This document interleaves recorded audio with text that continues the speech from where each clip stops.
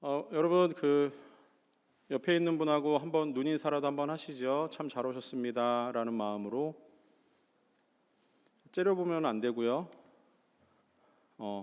잘 오셨습니다. 혹시 여러분 사마귀라고 하는 드라마 봤어요? 사마귀 안 봤어요? TV는 봐요? 아니야. TV 집에 있어요? 넷플릭스에서 하는 사마귀 저는 봤는데 사마귀에 보면은 딸에게 성폭행을 하려고 했던 아빠가 있어요. 근데 그 아빠가 성폭행을 하려고 했을 때 아내가 그것을 보고 이 자신의 남편을 이제 무참하게 이제 살해를 해요. 죽였어요. 이제 그리고 나서 벌어지는 여러 가지 일들이기도 한데, 잠깐만 제가 좀 막 헷갈리네요. 그게 아닌 것 같고 성폭행을 하려고 했던 남편이 있었는데 그 아내가 그것을 보게 되고 막 이런 과정에서 이 남편 되는 사람이 자신의 아내를 죽이고 불태워 버리는 일들이 생겼어요. 그게 이제 이 드라마예요. 현실이 아니라. 근데 그때 이제 그러고 나서 이 남편이 자기가 지은 죄가 뭔지 아니까 그러고 나서 이제 목사가 되기로 했어요. 그래서 목사가 돼가지고 이렇게 잘 지냈어요. 그런데 이제 시간이 많이 지나고 나서 보니까 목사가 되고 나서 이 사람이 또 부모가 없는 여자 아이들을 자기의 교회에 데리고 와서 보육원 형식으로 아이들을 이렇게 키우는 일들을 했습니다.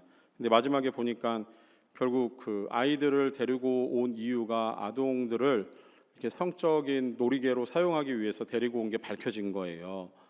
자, 그러면서 이제 이 목사인 남자를 죽이려고 이제 하는 이제 그런 여러 가지 과정들이 조금 있긴 한데, 근데 그걸 보면서 연기하는 거예요. 지금 연기하는 배우가 이런 얘기를 해요. 자기는 성폭행한 것에 대해서 하나님께 다 용서를 구하고 목사가 되지 않았냐. 나는 이제 더 이상 잘못이 없다는 거예요. 근데 그 얘기를 하는 배우의 표정이 진짜 배우가 연기를 잘한 것 같아서 제가 느끼기에는 지금 내가 하나님께 다 용서를 구하고 회개했는데, 심지어 내가 목사가 되었는데 그 일이 나한테 무슨 영향을 미치는 거야. 나는 이제 깨끗해 라고 하는 표정을 보이면서 연기를 하더라고요. 여러분 어때요? 맞습니까? 하나님 앞에 용서 구하면은 모든 죄가 깨끗하게 되지요? 아멘. 이거 왜 망설이세요? 하나님께 우리의 죄를 용서를 구하면 하나님이 우리의 죄를 용서하시고 그 죄에서 자유함을 누리는 게 맞지요? 맞아요. 망설이지 마세요. 맞아요. 자, 근데 제가 왜 이 얘기를 할까요? 뭔가 잘못된 것 같아요. 자, 성경에서 말씀하는 바는 이래요. 죄는 하나님과의 말씀에 대한 불순종이래요. 그리고 하나님에 대한 말씀의 불순종은 곧 하나님과의 관계에서의 멀어짐이에요. 다시 얘기해서 하나님 앞에 죄를 짓는 불순종으로 인해서 하나님과의 관계가 멀어지는 거예요. 그러면은 하나님과의 관계가 멀어진 것을 가깝게 하려면 어떻게 해야 되죠? 죄를 회개하고 용서를 받으면은 하나님과의 관계가 좋아져요. 자, 그러면 하나님과의 관계가 좋아지면 하나님이 주는 평강을 누리고 하나님과 화해하는 단계에 가게 됩니다. 자, 이런 관점에서 보면은 아까 성범죄를 지은 이 목사가 자기가 하나님과의 관계에서 회복되고 목사까지 되지 않았느냐라고 하는 그 말은 전혀 틀린 말이 아니에요. 맞는 것 같아요. 그런데 문제는 여기서 아주 중요한 한 가지를 놓치고 있는 거예요. 하나님과의 관계가 회복되었으면 자기가 피해를 입힌 사람에 대해서 그 죄를 용서를 구하지 않아도 된다라고 하는 이 생각, 여러분의 생각은 어떻습니까? 맞는 것 같아요? 틀린 것 같아요? 이것은 지극히 상식적이지 않지요. 이건 커먼센스에 하지 않아요. 이거는 하나님이 기뻐하시지 않는 것 같아요. 만약에 그 목사의 생각이 정말 맞다면 성경에 예수님께서 베드로에게 용서라는 것을 가르치시는 부분이 나와요. 그러시면서 예수님이 70번씩 7번이라도 너에게 죄를 용서를 구하는 사람이 있으면 용서하라고 말씀을 하세요. 아니, 하나님께 회개하고 하나님이 용서하셨으면 끝나는 건데 왜 예수님은 베드로에게 너에게 잘못한 사람이 와서 용서를 구하거든 그 사람을 무한정으로 용서하라고 하셨을까? 하나님과의 관계만 회복하면 되는 건데 예수님의 가르침이 이상하잖아요. 왜 사람에게 용서를 해야 돼요? 그거 안 해도 되는 것 같아요. 뭔가 예수님의 말씀이 그 앞뒤가 맞지 않는 듯한 뉘앙스입니다. 자, 또 있어요. 마태복음 5장 23절 24절 말씀에 보면은 그 예배를 드리기 전에 그러므로 예물을 제단에 드리려다가 거기서 내 형제에게 원망을 들을 만한 일이 생각나거든 예물을 제단 앞에 두고 먼저 가서 형제와 화목하고 그 후에 와서 예물을 드리라. 자, 이것만 딱 놓고 보면은 이웃과의 관계에서 범죄한 일이나 용서를 구할 일이 혹은 용서할 일이 있다라고 했을 때 그것을 먼저 사람과의 관계에서 용서를 받고 용서를 하고 그리고 나서 하나님께 돌아와서 예배를 드리라는 거잖아요. 문맥상은 그렇죠. 맞죠? 그게 맞아요. 예수님의 말씀이 만약에 이것을 이렇게 얘기를 하셨더라면 목사가 아까 얘기했던 것처럼 그 목사가 성범죄를 저지르고 하나님께 관계만 회복하고 목사가 됐으니까 끝났다라고 하는 얘기와 그리고 죄가 하나님 앞에 불순종이고 하나님과의 관계가 멀어진 것을 회복하기 위한 회개가 있다면 이 얘기와 지금 예수님의 가르침은 앞뒤가 맞지 않지 않습니까? 하나님과의 관계만 잘하면 돼요. 예배 들어와서 예배 잘 드리면 돼요. 그게 내가 다른 사람과의 관계와 전혀 상관없이 나와 하나님과의 관계만 좋으면 된다라는 그런 논리가 예수님이 하시려고 하는 말씀과 다르잖아요. 자, 하나님의 말씀이 이렇게 뭔가 달라지면 안 되잖아요. 처음부터 끝까지 하나님의 말씀은 변하지 않고 하나님의 말씀은 영원해야 돼요. 그런데 지금 보고 있는 이 두 가지 케이스가 좀 달라 보여요. 문제는 어디 있습니까? 말씀을 적용하고 해석했던 그 목사가 잘못된 거예요.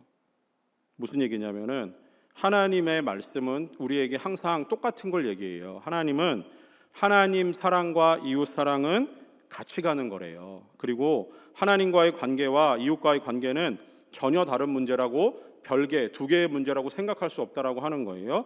그래서 하나님을 사랑하는 자는 하나님이 기뻐하시는 삶으로서 정의를 실천하고 이웃을 사랑하는 표현을 해야 되는 거예요.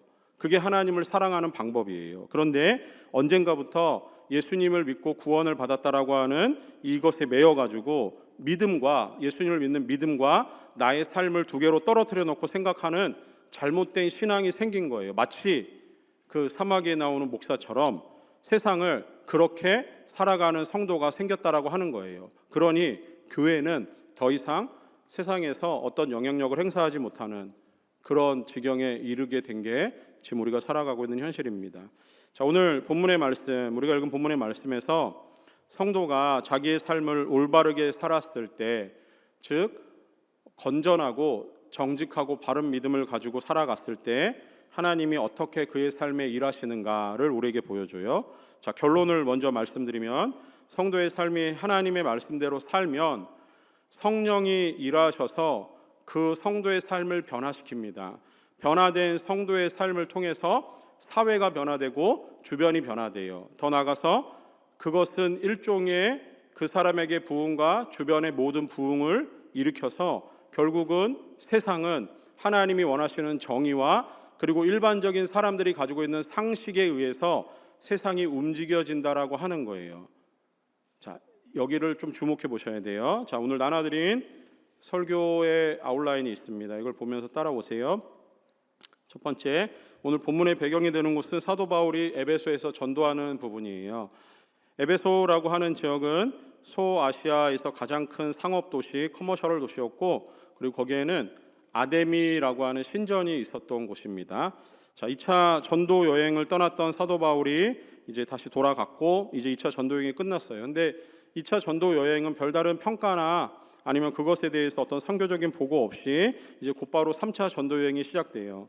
이게 시작되는 게 18장 23절에서 그럼 쭉 이어지는 21장 16절 말씀까지가 세 번째 전도 여행에 대한 이야기입니다. 자, 3차 전도 여행도 마찬가지로 그 전에 복음을 전했던 지역들을 돌아보면서 이제 선교를 시작합니다. 전도를 시작해요. 그래서 3차 전도 여행은 거의 6년이라는 시간 동안 사도 바울이 도시를 돌아다니면서 전도를 하게 돼요. 자, 지도를 하나 볼까요? 자, 그 중에서 3년이라는 곳을 에베소라고 하는 한 가운데 있는 에베소 밑에 밀레도가 있고, 자, 그 지역을 방문을 합니다. 지난번에 2차 선교여행은 그 에베소에서 더 올라가서 드로아에서 빌립보로 넘어가서 유럽으로 넘어가는 부분을 봤고, 자, 3차 전도 여행도 다시 넘어가기는 해요. 근데 대부분은 아시아에서 많은 시간을 보내게 돼요. 그래서 에베소라고 하는 지역은 당시에 그 지금의 투르키의 소아시아라고 하는 곳에 있었던 도시입니다. 자, 이 도시는 굉장히 큰 그 상업적인 도시예요. 뭐 바다를 옆에 끼고 있었으니까 무역하는 항구도 있었고, 또 정치적으로도 굉장히 중요한 로마의 도시 중에 하나였습니다. 얼마나 컸는지 그 당대 그 로마 도시 중에 세 번째 가는 아주 큰 도시 중에 하나였어요. 여기에 가장 큰 특징은 아까 그 간지에 나눠드린 대로 아데미라고 하는 여신을 섬기는 숭배 사상이 이 에베소 지역에 있었습니다. 지금도 뭐 저는 가보진 않았지만 에베소 지역에는 아데미 신전에 대한 흔적들이 남아 있어요. 자, 그곳에서 아데미 여신을 숭배하면서 거대한 신전을 바라보면서 에베소 사람들은 신앙을 키웠습니다. 여신을 믿는 거죠. 그리고 그들에게는 또 마술적인, 그러니까 뭐 마술이라 그러면은 지금 뭐 나오는 이런 그 그냥 뭐 도구를 이용하는 그런 것이 아니라 그냥 이렇게 주문을 외워가지고 뭔가 이렇게 하는 뭐 그런 것에 가까웠을 거예요. 그런 것들을 통해서 그 약간은 미신적이고 그리고 여신을 숭배하는 세상이 그 에베소라고 하는 지역에 아주 그 풍성하게 벌어지고 있었다라고 하는 거예요. 그리고 이런 이유 때문에 사도 바울이 한 3년, 대략적으로 2년 6개월 이상 되는 시간 동안 에베소라는 지역에서 전도를 할 필요성을 느끼고 거기서 전도를 하게 됩니다. 자, 두 번째, 그래서 3년이라는 전도를 하게 되면서 그 열매를 맺게 돼요. 이 열매가 되게 중요해요. 사도 바울이 에베소라고 하는 지역에서 전도를 시작했고 3개월은 처음에 유대인의 회당을 중심으로 전도하다가 그리고 그 회당에서 쫓겨나고 나서 2년 동안은 두란노 서원이라는 곳에서 전도를 시작합니다. 자, 두란노 서원은 당시에 이제 철학자들이 모여가지고 사람들에게 자신의 철학적인 가르침을 이렇게 서로 강연하던 곳이었어요. 거기서 사도 바울이 시간이 나고 짬이 나는 시간들을 이용해서 하나님을 전하는, 예수님을 가르치는 그런 일들을 했던 것 같아요. 자, 그렇게 전도를 하면서 사도 바울이 전도를 하는데 하나님은 가만히 계시지 않는 걸 보게 되는 게, 우리가 읽진 않았지만 사도행전 19장 11절 말씀, 에베소에서 전도할 때 이런 기록이 있어요. 하나님이 바울의 손으로 놀라운 능력을 행하게 하시니라는 거예요. 사도 바울이 에베소에서 3년을 전도하는 동안 하나님의 손이 바울을 통해서 에베소 지역을 변화시키기 시작합니다. 그래서 바울이 행했던 여러 가지 일들 중에 뭐 병자를 고치는 일들도 있었고 귀신을 쫓아내는 일들도 이제 있었어요. 하나님이 하신 일이라고 성경은 기록을 해요. 이렇게 하나님의 능력이 임하는 곳에서 사탄의 영도 함께 역사하고 있는 것은 우리가 사도행전을 쭉 보고 있지만 계속 나타나는 현상입니다. 사도 바울이 병을 고치고 귀신을 쫓아내는 것을 본 마술사들, 아까 얘기했던 뭔가 이렇게 미신적인 행위를 하는 그런 사람들도 그것을 따라해 보기도 해요. 근데 그 중에 이제 스와게라고 하는 그 유대교의 제사장의 7 아들이 있었는데 그 아들도 이 귀신을 쫓아내는 사도 바울을 보면서 한번 흉내내서 따라해 보려고 했다가 아주 큰 일을 당하고 귀신이 들릴 뻔한, 그렇게 쫓겨갔던 일들도 생겨나게 됩니다. 자, 이게 에베소에서 사도 바울이 3년을 지나면서 있었던 일이에요. 자, 요것에 대한 결과가 두 번째 단락이에요. 말씀에 대한 에베소 사람들의 반응입니다. 첫 번째는 그들의 삶의 변화가 나타난 거예요. 오늘 우리가 읽은 본문의 17절에서 19절까지의 말씀, 그들이 하나님의 말씀을 듣고 반응을 하기 시작하는데 자신의 죄를 회개하고 결단하는 모습을 보이는 부분이 나타납니다. 자, 우리가 읽었지만 17절에서 19절의 말씀 다시 한번 볼게요. 에베소에 사는 유대인과 헬라인들이 다 이 일을 알고 두려워하며 주 예수의 이름을 높이고 믿는 사람들이 많이 와서 자신의 죄를 자복하는 거예요. 그리고 행한 일을 알리며 자신이 했던 일들의 지난날의 과거를 알리고 자신의 죄를 뉘우치는 부분입니다. 자, 그리고 또 19절, 또 마술을 행하던 많은 사람이 그 책을 모아가지고 와서 모든 사람 앞에서 불사르니 그 책값을 계산한 즉 은 5만이나 되더라, 이렇게 기록을 해요. 자, 하나님의 말씀이 에베소 지역에 선포되기 시작합니다. 그랬더니 사람들이 자신의 삶을 반성을 해요. 그리고 나서 하나님께 돌아오는 일이 생깁니다. 지난날에 저지른 범죄 사실에 대해서 뉘우치고 사람들 간의 관계가 회복되는 모습이에요. 예수님을 믿기 시작한 사람들의 행동과 모습을 통해서 하나님의 이름이 높아지고 전도하는 일이 순조롭게 잘 진행되고 있는 모습처럼 보여져요. 심지어는 마술을 하던 사람들, 그런 사람들이 자신의 밥벌이, 자신의 그 밥을 먹고 사는 도구였거든요. 그것을 하지 않기 위해서 마술책을 가지고 와서 불에 던져서 살라버리는 일들도 생겼어요. 자신의 모습이 하나님과의 말씀에서 비추어 봤을 때 이 모습이 잘못됐다라고 생각하니까 자신의 모습을 반성하고 회개하는 거예요. 그러면서 자신이 하나님 아닌 다른 것을 믿고 의지하고 있었던 그 마술책들을 불태워버리는 행위를 한 겁니다. 은 5만이라고 하면은 이렇게 조사해 보면은 한 3,500달러 정도 되는데, 당시 사람들의 그 어떤 하루 일한 일삭, 하루 일한 임금으로 따져봤을 때 은 한 달란트가 은 한 드라크마가 하루 일한 사람에게 주는 일당이었거든요. 그렇게 따지면 5만이면은 한 150년 정도 되는 일을 세월 동안 일을 해야만 벌 수 있는 많은 금액이었다라고 해요.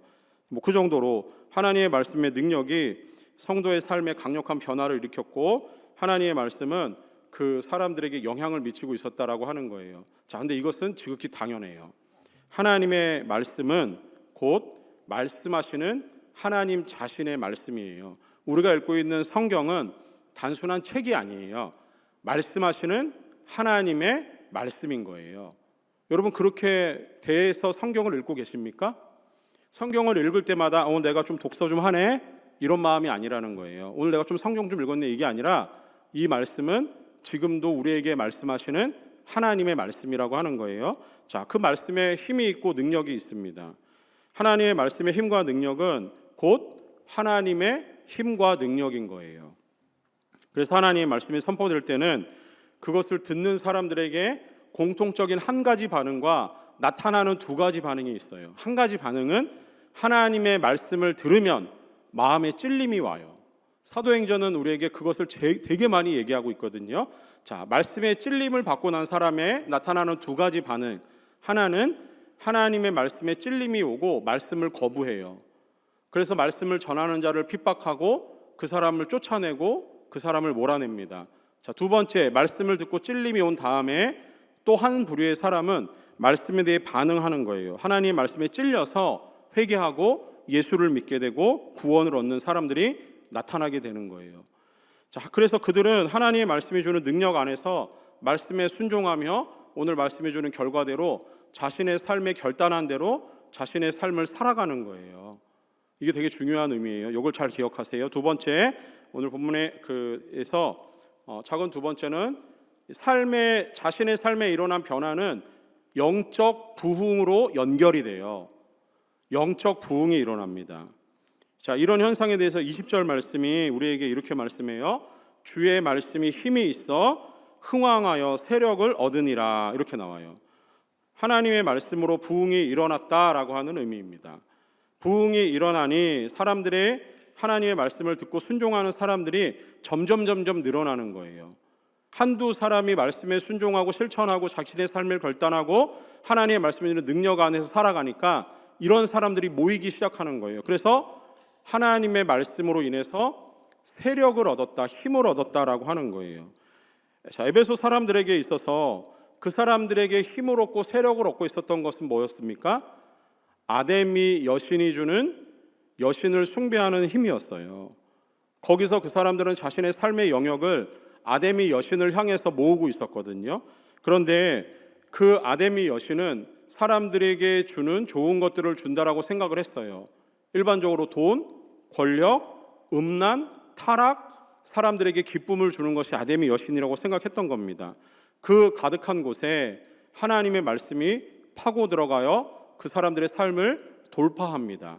그 돌파하는 힘이 얼마나 대단한지 말씀이 흥왕했대요. 점점 왕성해지고 그 말씀이 세력을 얻어서 사람들의 삶을 변화시키고 있었다라고 하는 겁니다. 단순한 한두 사람에게 일어난 문제가 아니라 그 귀에 모여있는 많은 사람들에게 영적인 부흥, 곧 하나님을 향한 그들의 헌신과 삶의 변화가 일어나고 있었다라고 하는 거예요. 하나님의 말씀이 전파되면은 사탄은 힘을 잃고 하나님의 말씀의 능력에 압도되는 사람들이 나타나게 된다라고 하는 거예요. 부흥의 현장은 하나님의 말씀이 그 능력이 회복되고 성령이 세상의 사람들을 하나님의 말씀으로 끌어당기는 강력한 작동을 하는 시간들이라고 하는 겁니다.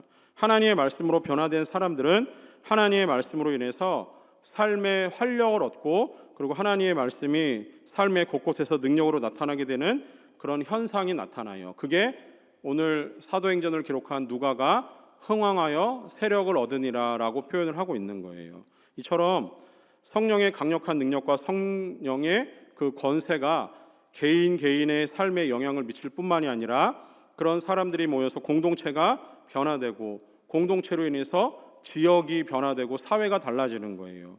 그래서 복음을 알고 이해한 사람들이 모여있는 공동체는 하나님이 기뻐하시는 전인격적인 변화가 일어나는 거예요.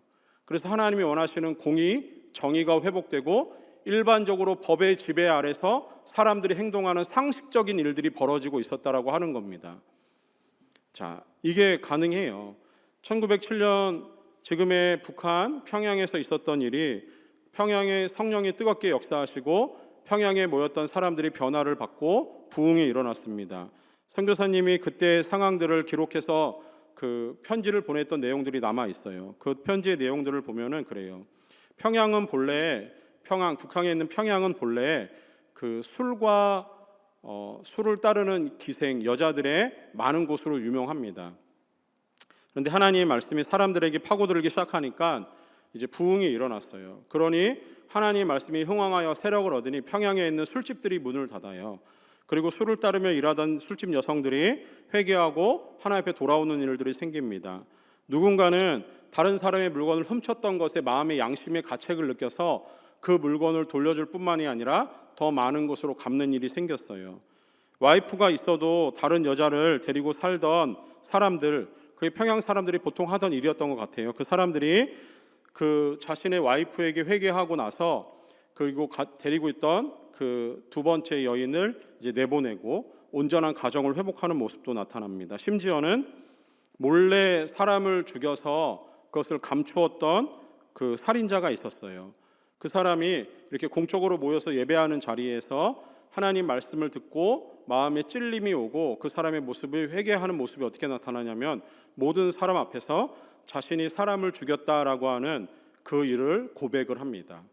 그리고 스스로 그 죄에 대해서 죄를 받게 되는 일들이 생겨나요. 공적인 자리에서 자신의 죄를 뉘우치고 회개하는 일들이 부흥의 현장에서 일어났습니다. 이렇게 하나님의 말씀이 사람들에게 적용되기 시작하고 성령이 강하게 사람들에게 임하기 시작하면 당연히 사람은 변화되고 가정이 변화되고 그러한 사람들이 모이는 공동체가 변화되고 그 도시가 변화돼요. 세상이 만들어 놓은 법이 잘못된 것이 아니라 그 법은 하나님이 우리에게 주셨다라고 하는 생각에 의해서 이제 그 법에 따르고 법의 또 그 상식을 통해서 사람들이 살아가는 모습이 회복되는 것이 부흥의 현장에 나타납니다.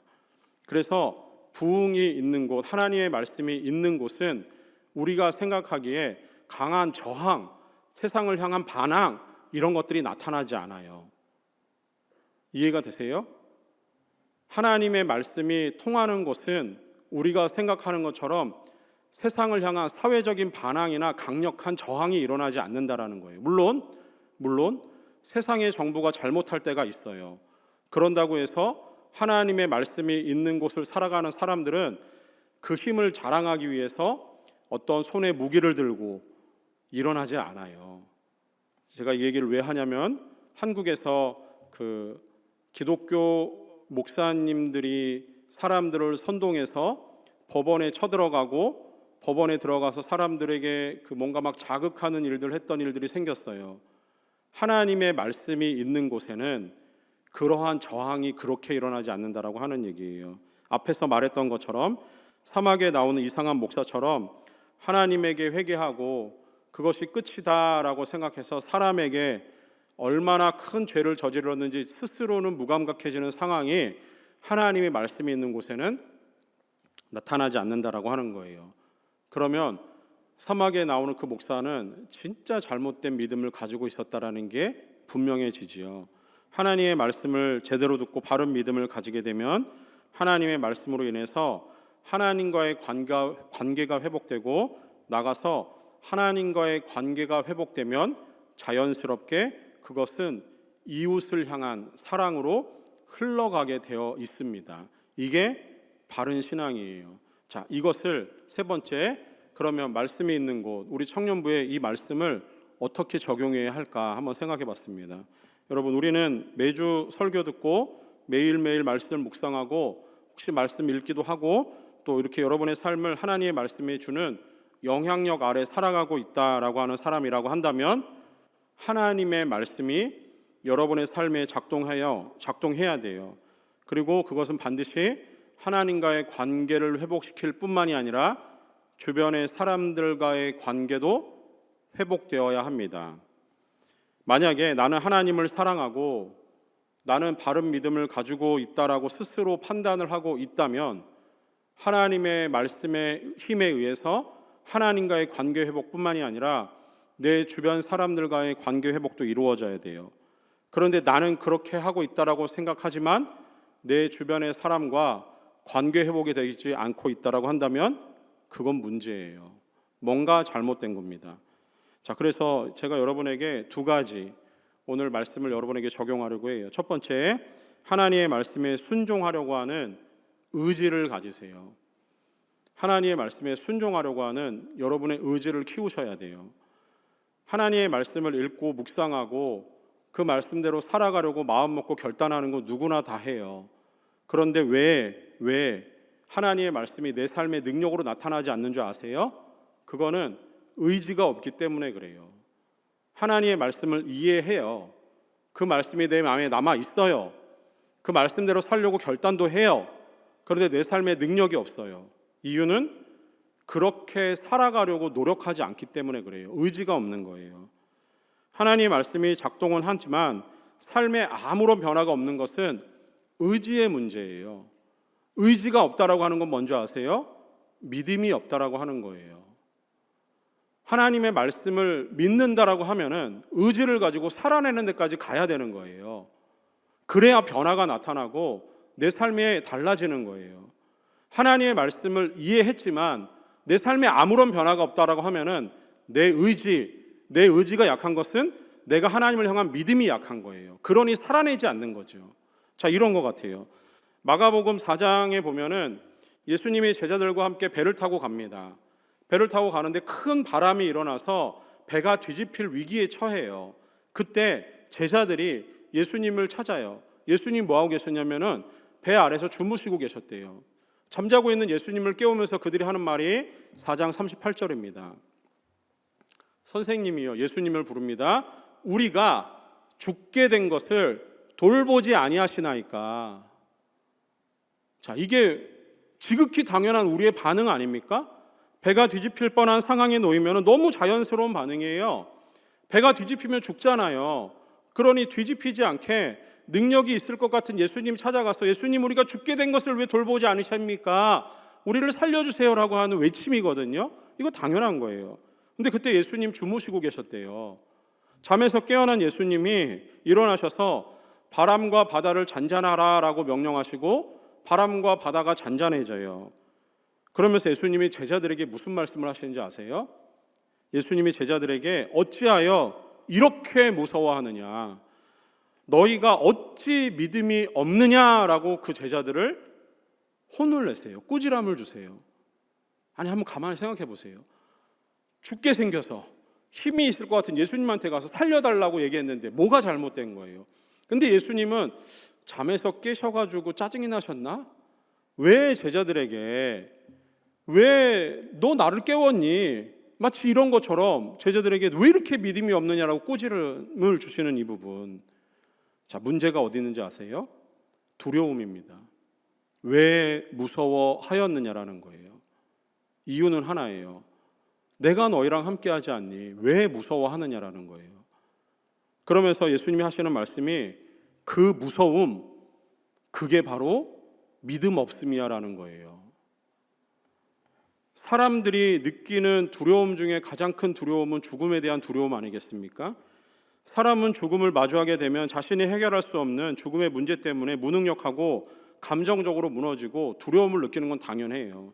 제자들은 자연스럽게 현실적인 이 상황 안에서 죽게 된 죽음의 두려움과 공포를 느끼는 겁니다. 그래서 예수님에게 가서 자연스럽게 얘기하는 것 같아요. 근데 예수님은 그들의 믿음을 보세요. 왜 두려워하였느냐? 믿음이 없는 자들아. 믿음은 우리가 처음부터 가지고 태어나는 게 아니에요. 우리 중에 누구도 태어날 때부터 예수님을 믿는 강한 믿음을 가지고 있는 사람은 아무도 없어요. 믿음은 살면서 점점 자라가는 거예요. 어려운 환경과 내가 극복할 수 없는 아주 힘든 일을 만났을 때 그 믿음은 자라게 되어 있어요. 무엇을 붙드느냐, 무엇을 의지하느냐, 그것에 따라서 우리의 믿음이 그 방향으로 자라가는 거예요. 에베소에 있는 사람들은 어려서부터 아데미 신전을 보면서 자신들의 삶을 인도하는 자는 아데미라고 하는 이 여신이 인도한다라고 생각하면서 여신에 대한 믿음을 키워갔을 거라는 거죠. 그런데 말씀이 들어오고 나서 말씀이 그것을 바꿔내는 거예요. 그 믿음이 잘못된 것을 깨닫게 되니까 그들이 하나님을 향한 믿음을 갖게 되는 겁니다. 이제부터 그들은 어린아이와 같이 하나님을 향한 믿음으로 자라가는 시간이 된 거예요. 믿음은 언제나 처음 믿음보다 나중 믿음이 커지는 거거든요. 믿음은 처음부터 생겨가지고 뜨겁게 하나님을 믿어지는 게 아니에요. 자라가는 거예요. 그렇게 놓고 봤을 때 현실적인 위기의 순간에 흔들리지 않고 두려워하지 않고 내 믿음의 대상 되신 예수님을 붙들 수 있는 것, 그게 중요하다라고 하는 거예요. 그게 어디서 시작됩니까? 의지에서 시작되는 거예요. 내 안에 성령이 계시고 성령이 나를 붙들고 계셔서 흔들리지 않는 믿음을 가질 수 있다라면 하나님의 말씀을 통해서 여러분이 살아가는 삶의 의지를 말씀에 맞추어야 되는 거예요. 말씀을 듣고 은혜 받았습니다 얘기 안 해도 돼요. 말씀을 듣고 내 마음에 풍성한 은혜가 오고 여러 가지 결단이 생기는 거 참 좋아요. 거기서 그치면 아무것도 잘하지 않아요. 믿음은 거기서 생기는 게 아니거든요. 믿음은 내 삶의 의지를 갖고 살아냈을 때 그것이 나의 믿음이 되는 거예요. 우리가 말씀을 듣고 하나님의 말씀이 힘이고 능력인 건 알아요. 그런데 말씀으로 살아내려고 하는 의지가 없고 노력이 없으면 우리는 잘하지 않아요. 우리는 변화되지 않아요. 힘들어하는 지체를 옆에서 보고 있으면 참 불쌍하다 누구나 느껴요. 감정적으로 그에게 동감이 가요. 그를 돕고 싶은 마음이 생겨요. 그런데 그 다음이 있어야 되지 않습니까? 그를 위해서 내 삶의 일부를 헌신하는 게 필요한 거 아니에요? 하나님이 내 삶은 힘들고 어렵게 몰아가신다라고 그 일부분을 떼어놓으면은 내 삶이 어렵고 힘들다라고 생각할 수 있어요.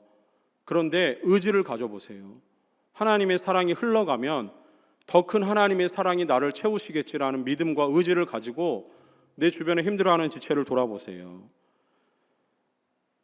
마음을 잘 간직하고 결단을 훌륭하게 하는 게 중요한 게 아니라 그것을 살아내려고 하는 의지가 필요한 거예요. 위로하는 말이 중요한 게 아니라 위로해주는 행동이 중요한 거예요. 그를 위해서 기도해 주겠다라고 하는 기도하는 말이 중요한 게 아니라 그를 위해서 기도하는 행동이 중요한 거예요. 나의 성격이 그걸 잘 못해요. 나는 좀 부끄러움이 있어서 내가 먼저 손 내미는 게 힘들어요 라고 하는 그 힘든, 하나님 아세요. 우리의 연약함을 잘 아시거든요. 그 내 마음과 본성이 그게 힘들 때를 내 손을 한번 뻗어서 그 지체에게 뻗어주는 그 행동, 그 의지, 하나님은 그것을 통해서 내 안에 할 수 없는 일들을 할 수 있는 하나님 말씀의 힘과 능력을 주실 줄 믿습니다. 우리의 문제는 하나님의 말씀이 부족함이 아니고 하나님의 말씀에 힘과 능력이 없는 게 아니고 살아내려고 하는 의지가 없는 거예요. 두 번째, 하나님의 말씀이 우리에게 주어졌을 때 우리의 삶에 변화가 나타나지 않는 이유는, 그래서 반대로 자기 중심적인 신앙에서 벗어나서 말씀과 기도 중심의 삶을 살아가야 된다라고 하는 데 있습니다. 이건 진짜 심각한 문제인데요. 하나님의 말씀을 듣고 있지만 내 삶에 변화가 없다면 나는 나의 신앙생활을 잘하고 있다라고 하는 자기 착각에 빠져 있는 거에 가까울 거예요. 자기 착각에 빠지면 자기 중심적인 신앙으로 변질됩니다. 사마귀에 나왔던 목사처럼 똑같은 행동을 하게 돼요. 하나님의 말씀을 잘 듣고 잘 이해했어요. 그리고 내 편한 대로 내 말씀, 하나님이 주신 말씀을 나에게 적용해요. 그래서 하나님의 말씀이 내 안에만 머뭅니다. 흘러나가지 않아요. 그러니 변화가 나타나지 않아요. 2주 전에 설교할 때 했던 말인데, 사도 바울이 아덴이라는 곳에서 전도했다라고 말씀을 드렸어요. 아덴은 아테네고요. 아테네는 당시에 철학으로 유명한 도시입니다. 그 도시에는 에피쿠로스라고 하는 철학자들이 있었어요. 이 철학자들, 에피쿠로스라고 하는 이 철학자들은 하나님은 우리랑 너무 멀리 계셔서 하나님은 우리에게 신경을 쓰지 않는다라고 생각을 하면서 너의 삶을 즐겨라, 주어져 있는 삶을 쾌락적으로 살아라 라고 했던 그런 사람들이에요. 그 사람들의 말이 지금 우리 시대와 같지 않습니까? 하나님은 내 삶에 손을 뻗지 않아서 너무 멀리 계신 하나님, 그래서 우리는 자유롭게 생각하고 내 마음대로 표현하는 게 너무 좋은 시대를 살아가고 있어요. 그게 마치 자신의 개성인 양, 내가 하고 싶은 그대로의 표현이 맞는 것인 양 살아간다라고 하는 거예요. 그러다 보니까 전통적인 남녀 간의 사랑을 부정하고 자기가 하고 싶은 대로 사랑하는 그런 시대를 우리가 살아갑니다. 그것이 사람이 존중받아야 할 마땅한 가치이고 권리라고 세상은 이야기해요. 하나님의 말씀도 모르고 기도도 안 하면서 자기가 하고 싶은 대로 살아가고 있는 그 사람들의 모습이 혹시 우리의 모습은 아닌지 한번 돌아보세요. 교회 다니지만 하나님의 말씀을 몰라요. 교회 다니지만 기도하지 않아요. 이 사람들이 과연 크리스찬일까요? 반대로 교회는 잘 다녀요. 하나님의 말씀도 잘 알아요. 기도도 열심히 합니다. 그런데 하나님의 말씀과 상관없이 자기 뜻대로 살아가는 그들이 크리스찬이라고 할 수 있을까요? 그 사람들의 눈에는 다른 사람의 신앙이 보여요. 쟤는 왜 저렇게 신앙생활하지? 그러면서 자꾸 정죄합니다. 예수님은 이런 사람들의 부류를 향해서 경고하세요. 남의 눈 속에 있는 큰 대들보와 같은 기둥은 보이는데, 티끌은 보이는데, 죄송합니다. 남의 눈 속에 있는 티끌은 보이는데 내 눈 속에 있는 대들보 큰 기둥은 보이지 않느냐. 자기 중심적인 신앙을 가지고 살아가면은 자기는 맞고 남은 틀리거든요. 이런 신앙 생활로는 삶의 변화가 나타나지 않아요. 공동체의 부흥은 일어나지 않습니다. 그런 크리스찬이 늘어나도 사회는 달라지지 않아요. 여전히 사회는 이기적이고 자기 중심적인 생각으로 돌아가기 때문에 법보다 사람들을 찾아가고 힘 있는 사람들에 의지하려고 하는 세상으로 달라지는 거예요. 그러니 상식이 통하지 않는 세상이 만들어지는 거죠. 자, 여러분, 하나님의 말씀을 듣고 마음에 찔림이 와요. 그리고 나서 자신을 들여다보고 결단을 해요. 거기에 멈추지 마세요. 여러분의 삶을 더욱더 하나님의 말씀과 기도하는 삶에 맞추어 자신의 의지를 세워서 하나님의 말씀으로 살아갈 수 있는 그런 믿음의 사람들 되기 원합니다. 자기 중심적인 신앙에서 벗어나려면 두 가지를 꼭 해야 돼요. 하나는 하나님 말씀을 읽고 묵상하는 일을 게으르게 해서는 안 돼요. 내 안을 채워야 되는 거예요. 두 번째, 기도해야 돼요. 하나님의 말씀을 살아갈 수 있는 힘과 용기와 의지를 달라고. 그 말씀을 통해서 하나님의 말씀이 내 안에만 머물지 말고 세상으로 흘러넘칠 수 있는 그런 의지를 달라고 기도하셔야 돼요. 하나님이 우리를 그렇게 사용하시기를 원하고 계세요. 사랑하는 여러분, 지금부터 앞으로 40년, 50년 교회의 미래는 지금 어떻게 살아가느냐라고 하는 여러분의 손에 달렸어요. 여러분이 하나님의 말씀을 듣고도 결단하고 반응해서 그 말씀을 세상으로 뻗쳐서 여러분의 삶의 의지를 가지고 그 말씀대로 결단한 대로 살아가려고 한다면 교회는 여러분의 손에 의해서 앞으로 40년, 50년은 하나님이 원하시는 기뻐하시는 삶의 모습으로 변화될 줄 믿습니다.